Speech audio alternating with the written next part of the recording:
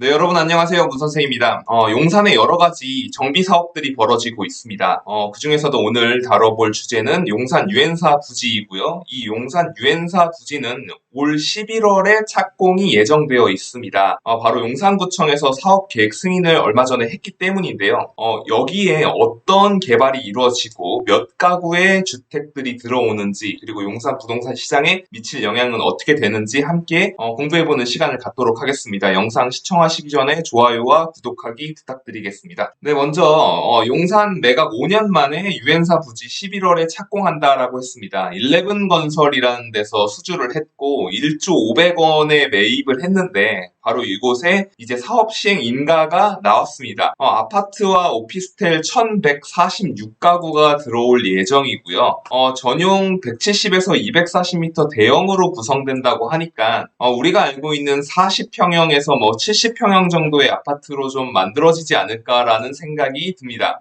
여기가 어디냐라는 거를 이제 좀 설명을 간략하게 해드릴 텐데요. 여러분들이 아시는 용산공원은 바로 이 정중앙에 있고요.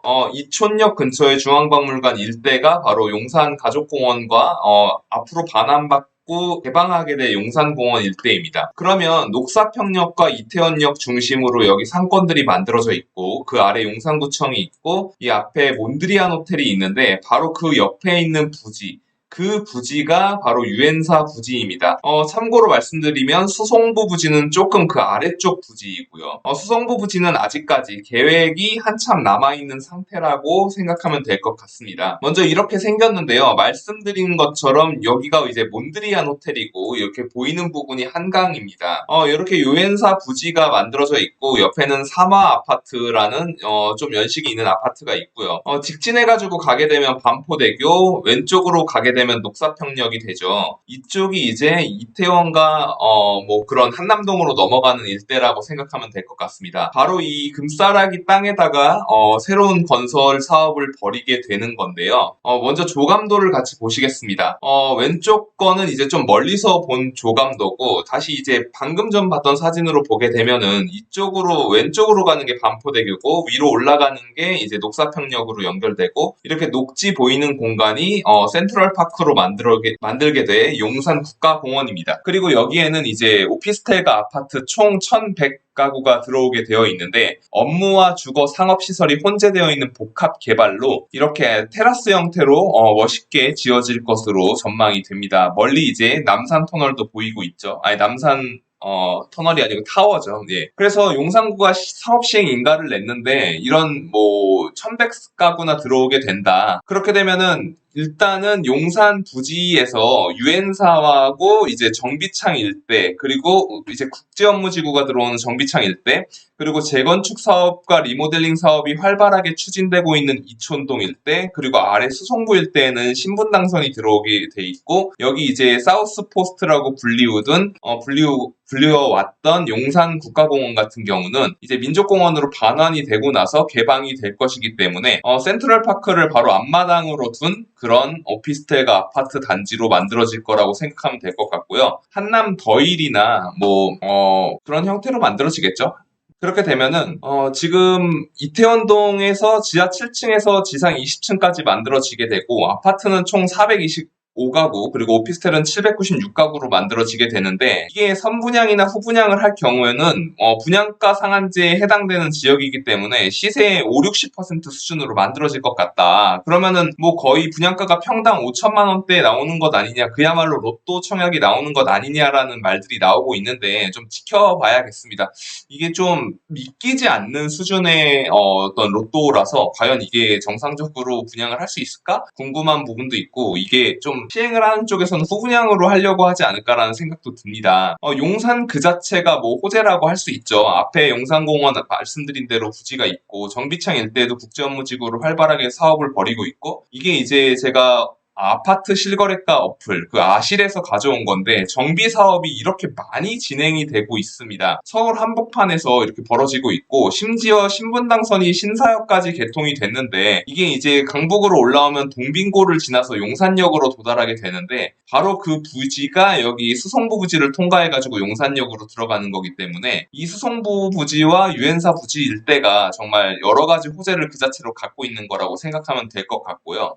좀 유의해야 할 점은 불과 이제 4년 전에 2018년도에 매일경제 기사를 제가 퍼왔는데 한국판 롯본기 힐스 시동이다. 내년 3월 착공 예정이고 2022년 12월 완공이 목표다라고 했었습니다. 이 당시 내년 3월이면 19년 3월에 착공을 하고 바로 지금 2022년에 불과 4달 뒤에 완공이 되는 게 원래 목표였는데요. 특별한 뭐 변경이 된 건 없지만 이 기사에서도 분양가 통제와 용산 플랜이 변수라고 했었는데 그야말로 그 변수가 작용을 해서 2020년 3월 기사만 해도 2년 전 기사죠. 1조 주고 땅 샀는데 유엔사 부지 개발 난간에 노심초사라고 했습니다. 그래서 인근의 청아 아파트와의 어떤 갈등도 있었고 뭐 서울시의회와 경신련에서 계획을 철회하라는 요구도 있었고 서울시에서 심의를 할 때 주민 의견을 검토해서 인허가를 조금 신중하게 검토하는 그런 기간 동안 시간이 지연된 점이 있었다라는 거를 염두에 둬야 될 것 같습니다. 사실 뭐 이미 투자는 11건설이 다 땅을 주고 시작한 거기 때문에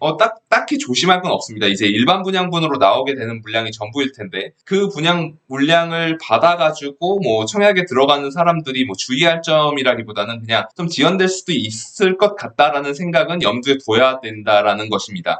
항상 한국의 롯본기일스, 용산, 유엔사 부지 이런 기사가 늘 나와 있는데요. 그 이유는 말하자면 이런 겁니다.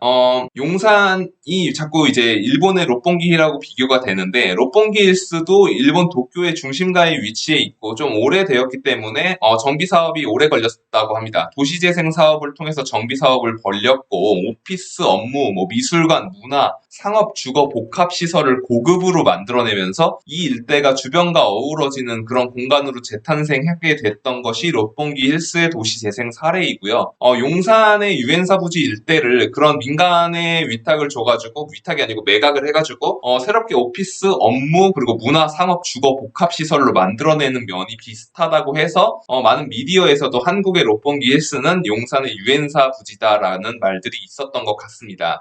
정말 용산 일대 개발이 본격화되고 있고 누군가는 이 용산 유엔사 부지에 분양을 넣어서 로또를 잡을 가능성이 있는데 여전히 존재하고 있는 가능성이지만 선분양을 할지 후분양을 할지 그건 아직 모르겠습니다. 그리고 어쨌든 이 현대건설이 맡아서 건설을 한다고 하는데 11월에 정상적으로 일정대로 착공이 되는지 좀 주목해 보면서 분양 일정을 따라가면서 살펴보는 게 중요하다는 생각이 듭니다. 오늘은 같이 용산 유엔사 부지 일대 개발하는 것에 대해서 좀 살펴봤고요. 앞으로도 이런 주요한 서울 시내 정비 사업이라든가 개발 사업이 나오게 되면 영상 만들어서 여러분과 함께 공부해보는 시간을 갖도록 하겠습니다. 영상 도움 되셨다면 좋아요와 구독하기 부탁드리고 오늘도 수고하셨습니다.